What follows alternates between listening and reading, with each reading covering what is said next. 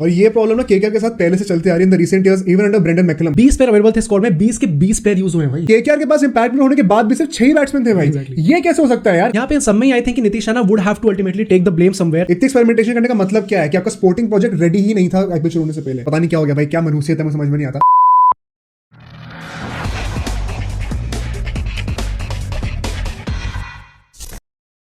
What's up everybody? Welcome back to Bro Sports. Where it's all fun and games. This is Aditya. This is Mohit. यार देखो IPL 2023 finally खत्म हो चुका है और KKR का है another miserable season this time. इस सीजन को जब ब्रेक डाउन करेंगे पता लगेंगे कि क्या रीजंस है कि हमने इतनी पुअर परफॉर्मेंसेस दी और क्या कुछ पॉजिटिव्स थे जिससे हम लोग सीख सकते हैं आगे जाकर। Let's find out. तो देखो मैं आप सबको बता दूं कि ये वीडियो एक्सटेंशन है एक प्रीवियस वीडियो की जहां पे हमने ब्रेक डाउन किया था एक फंडामेंटल लेवल पे कि KKR as a franchise since 2014 अब 9 सीजन हो चुके हैं, क्यों नहीं एक भी टाइटल जीत पा रही है, क्या स्ट्रक्चरल रिफॉर्म्स हमें चाहिए, क्या बेस स्ट्रक्चर पे प्रॉब्लम्स आ रही हुई हैं। तो वो जो पॉइंट्स आप हमने शेयर करे हैं ना, वही फाउंडेशन को लेके हमने यहाँ पे पॉइंट्स बिल्ड करे। तो मेक श्योर कि आप वो वीडियो पहले देख लें, तब आपको ये वीडियो और अच्छे से समझ में आ पाएगी। So before you begin make sure to like this video and subscribe to the channel और कमेंट करके ये बताना कि आपके ओपिनियन में क्या सबसे बड़ी प्रॉब्लम रही है केकेआर की। इससे तो इस वीडियो को हम 2 पार्ट में डिवाइड कर रहे हैं। पहले हम आपको 8 प्रॉब्लम बताएंगे सीजन की और उसके बाद 5 पॉजिटिव्स बताएंगे। Starting with the first problem, over experimentation. 20 pair available थे स्क्वाड में, 20 के 20 पेयर यूज हुए हैं भाई। और ये प्रॉब्लम ना केकेआर के साथ पहले से चलती आ रही है in the recent years even under Brendon McCullum. Last season में कोई ऐसा स्टार्ट था, don't quote me on this, but somewhat on the lines that 26 players available थे स्क्वाड में, उसमें से 21-22 प्लेयर ऑलमोस्ट यूज हो गए थे। Right. KKR has experimented the most in the past few years amongst all these top franchises. इतनी experimentation करने का मतलब क्या है कि आपका स्पोर्टिंग प्रोजेक्ट रेडी ही नहीं था आईपीएल शुरू होने से पहले। Taking this point forward and now coming on to our second point,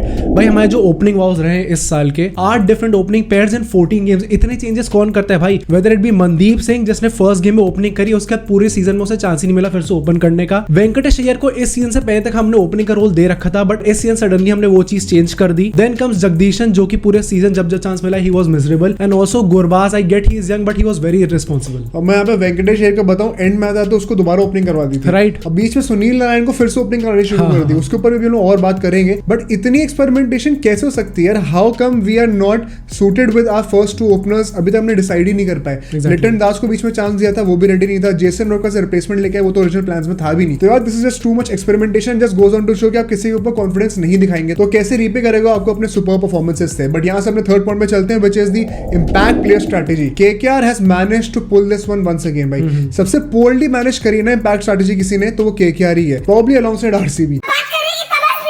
क्या होता है ना कि इंपैक्ट प्लेयर का लाने का पर्पस क्या था। इनफैक्ट इस कॉन्सेप्ट को भी अगर आप और डिटेल में समझना चाहते हैं तो हमने इसके ऊपर एक बहुत डिटेल वीडियो बनाई है, उसको आप चेकआउट कर सकते हैं, हम लोग मेंशन कर देंगे डिस्क्रिप्शन और कार्ड्स में। But coming back to the point, impact player का पर्पस ये था कि यार जो स्पेशलिस्ट होते हैं ना गेम में, जो बिट्स एंड पीसेस वाले प्लेयर्स नहीं होते, जो सिर्फ बैटिंग और बॉलिंग पे फोकस करते हैं किसी एक डिपार्टमेंट में, उनकी रेलेवेंस बढ़ाई जाए दोबारा T20। एग्जैक्टली। तो भाई इसी के चलते हुए क्या हुआ यार कि हर टीम को जब वो बैटिंग करते थे तो एक एक्स्ट्रा बैट्समैन मिल जाता था, और जब बॉलिंग करते थे तो एक एक्स्ट्रा बॉलर मिल जाता था। तो यूजुअली आज तक क्या होता था T20 क्रिकेट में, नंबर 7 पे एक ऑलराउंडर या फिर एक विकेट कीपर आता था। बेसिकली 7 बैट्समैन होते थे जो कि बैटिंग कर सकते थे तगड़ी तरीके से। उसके बाद इंपैक्ट प्लेयर आया तो 6 डाउन पे नंबर 8 पर एक और बैट्समैन हमें मिल गया।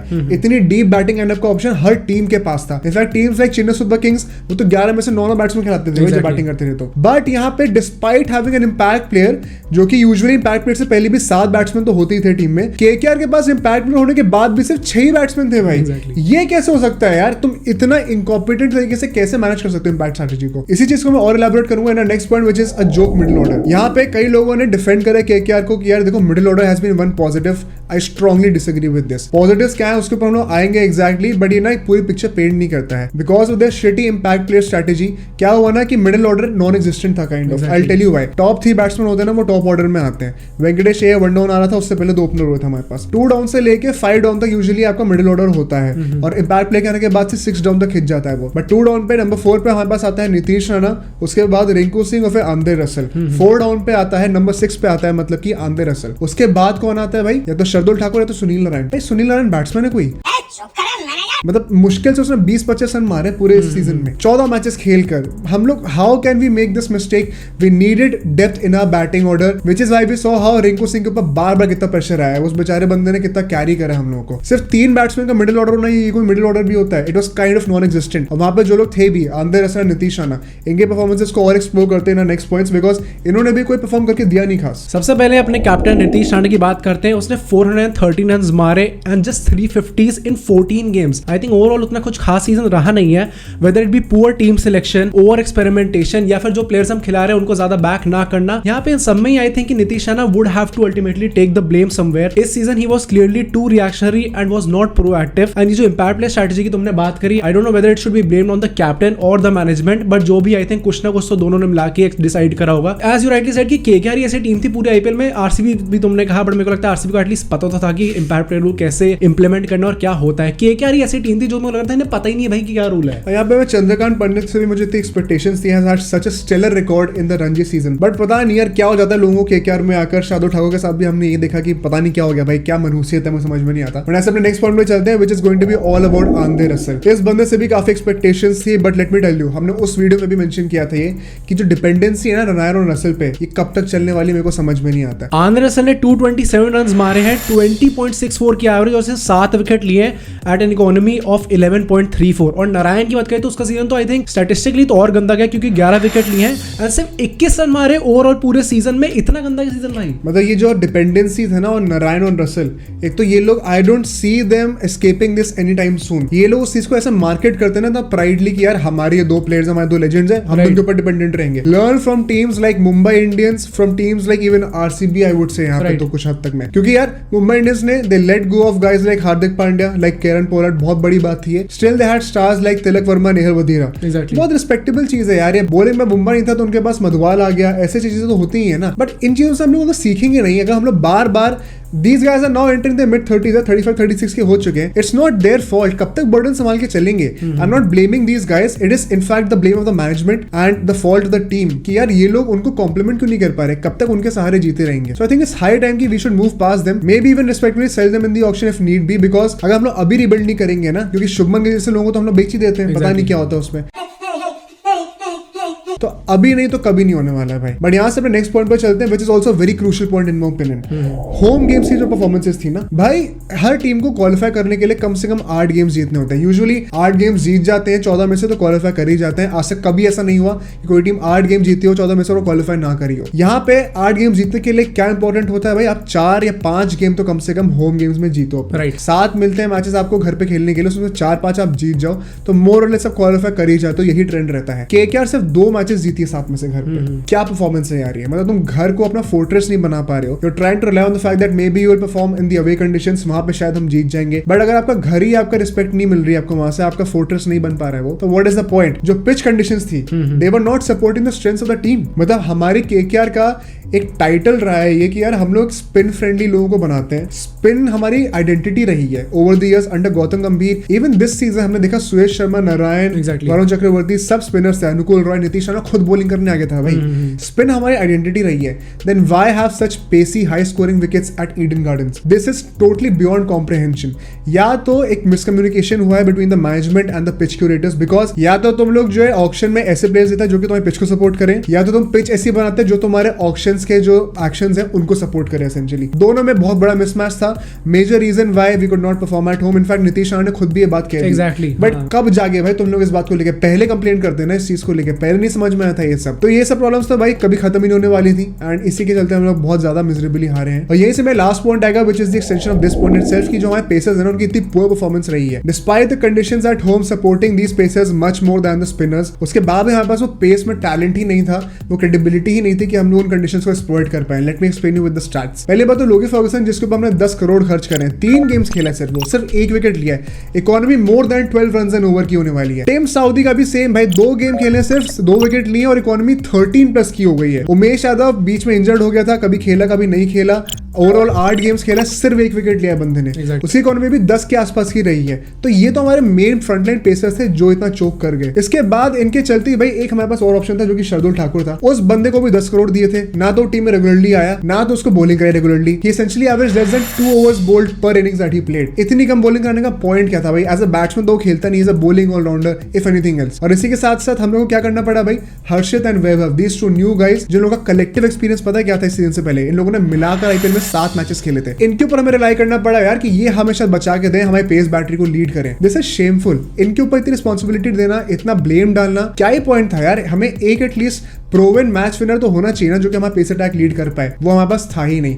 Another department way KKR fail miserably. But यहाँ से सेकंड हाफ पे आते हैं अपने वीडियो के एंड थोड़े पॉजिटिव डिस्कस करते हैं, बिकॉज कुछ चीजें ऐसी थी जो कि हम लोग के लिए शायद आगे जाके बहुत फ्रूटफुल रहे। तो पहला पॉइंट तो of course it is going to be all about Rinku Singh. भाई इस बंदे ने सिंगल हैंडेडली जितना हम लोग को लीड करा है ना, this has been the final season for us. He scored 474 runs, that is most for a batsman batting at number 5 or lower in a season ever. तो बहुत बड़ी बात थी अल्टीमेटली। एवरेज भी 59.25 के, strike rate of approximately 150। And for context आपको नहीं समझ में आ रहा कि नंबर्स कितने ज्यादा बड़े हैं, Russell at his peak in 2019 scored 406 runs. तो ओवरऑल अल्टीमेटली हमारी बैटिंग जो है वो रिंकू सिंह ने ही कैरी करी है। इनफैक्ट मैं और कॉन्टेक्स्ट देता हूं आपको, 2019 वही वाला साल है जहां पे आपको याद होगा जब चेन्नई स्वामी में हम लोग खेल रहे थे, लास्ट के 3 ओवर में 50 कुछ रन चाहिए थे, रसल ने सिंगल हैंडली सिराज को मार के जो है, मतलब अनफॉर्चुनेटली हमारा इंडियन ही है राइट, बट पिटाई करके जो है ऑलमोस्ट 2 ओवर्स में जिता दी था 50 रन मार के। वो पीक सीजन था रसल का जब वो सिंगल हैंडली वन मैन आर्मी बना हुआ था। उससे ज्यादा रन बनाया रिंकू सिंह ने इस बार, and at a very good strike rate and at a very good average. This just goes on to show कितना अंडररेटेड जाएगा वो, just because of the fact that KKR नहीं कर पाई क्वालीफाई। तो